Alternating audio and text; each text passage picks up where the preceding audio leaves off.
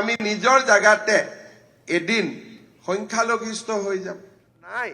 তাত কাম কৰিবৰ কাৰণে আমি বেলেগ জায়গাৰ পৰা মানুহ আনি আছো আৰু য'ত বেছি বাচ্চা নাই তাত কাম কৰিবৰ কাৰণে আমি বেলেগ জায়গাৰ পৰা মানুহ আনি আছো আৰু আমি নিজৰ জায়গাতে এদিন সংখ্যালঘিষ্ঠ হৈ যাম এখিনি নকলোহেঁতেন জয়াই অসমটো কোৱাৰ কাৰণে মোৰ ভাবিলোঁ যে কেনেকৈ জয়াই অসম হ'ব পাৰে মই এইটো বুজাই দিলোঁ এতিয়া কিছুমান জায়গাত আমি কাম কৰিবৰ কাৰণে বেলেগ জায়গাৰ পৰা মানুহ আনিছোঁ যদি কাম কৰা ল'ৰা ছোৱালী নাথাকে আনিবতো লাগিবই আৰু তেওঁলোকে লাহে লাহে সংখ্যাগৰিষ্ঠ হ'ব আমি সংখ্যালঘিষ্ঠ হ'ম আৰু য'ত আকৌ বেছি বাচ্চা জন্ম দি আছে তেওঁলোকে দৰিদ্ৰতাৰ শিকাৰ হৈছে ল'ৰা ছোৱালীক পঢ়াব পৰা নাই দৰিদ্ৰ হৈছে গতিকে এইবিলাকো আমি ডেফিনেটলি চিন্তা কৰিব লাগিব আজি আমাৰ শক্তি বিভাগত বেসিক্যালি এপিডিসিএলত আমি 1329 গৰাকী প্ৰাৰ্থীক নিযুক্তি দিম 1329 গৰাকী প্ৰাৰ্থীক ইয়াতে নিযুক্তি পত্ৰ দিয়াত অসুবিধা হ'ব সেই কাৰণে আপোনালোকে আমাৰ ৱেবসাইট আজি নাম পাব এপি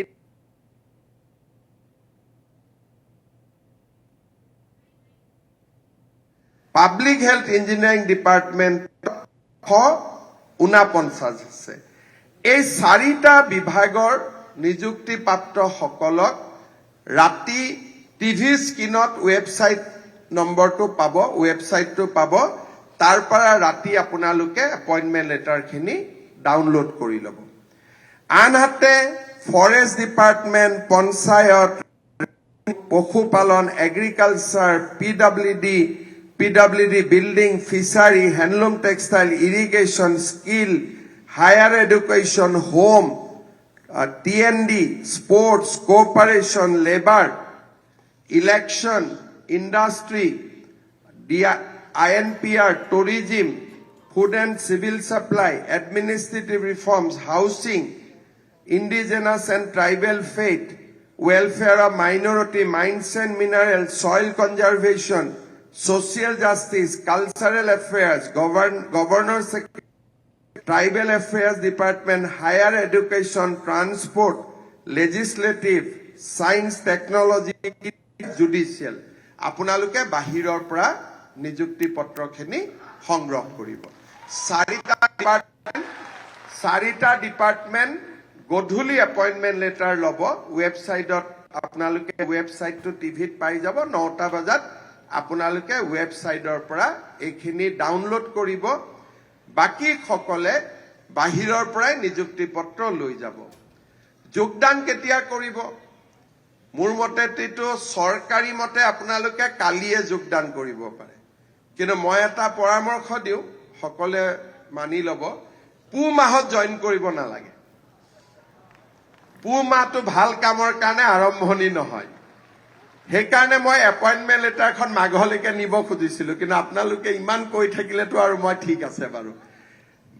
মাঘৰ বিহুত যোগদান কৰিব 15 দিনৰ ভিতৰত যোগদান কৰিলে সকলোৰে সিনিয়ৰিটি সব মেইনটেইন থাকিব আজি হল 9 তাৰিখ কোনদিনা ভোগালী বিহু 15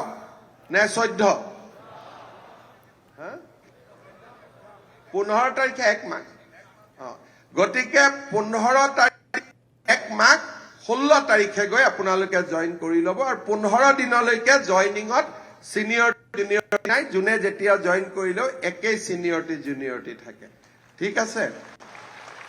আৰু এটা কথাৰ কাৰণে আপোনালোকক মই এই 4 দিন ৰখিব কৈছো গাঁৱত গৈ আপোনালোকক মই এটা দায়িত্ব দিছো আজিলৈকে কথাটো বেলেগ আছিল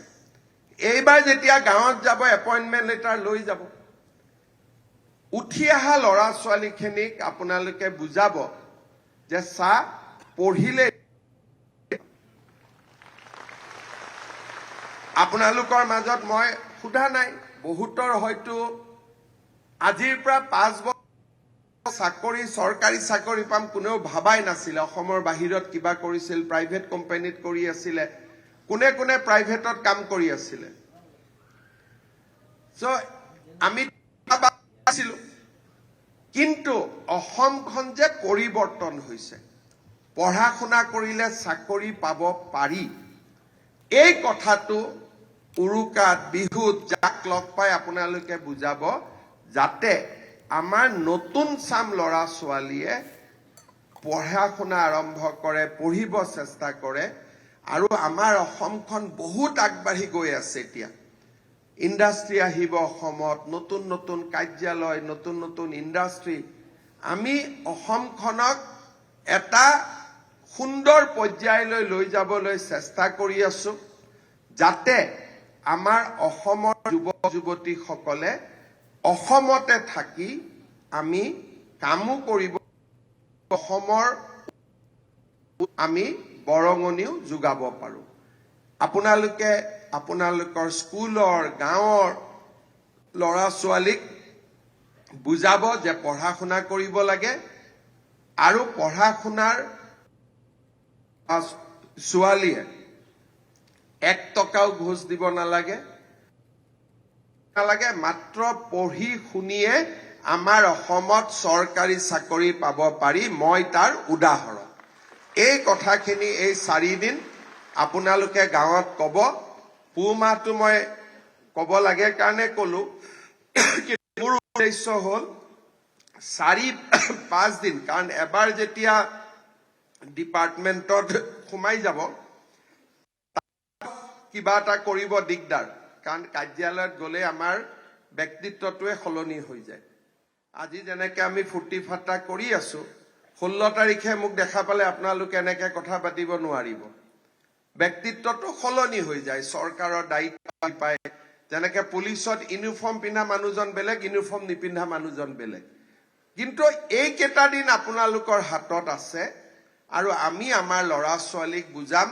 যে পঢ়িব লাগে পঢ়ি শুনিলে আমাৰ অসমত চৰকাৰী চাকৰি পাব পাৰে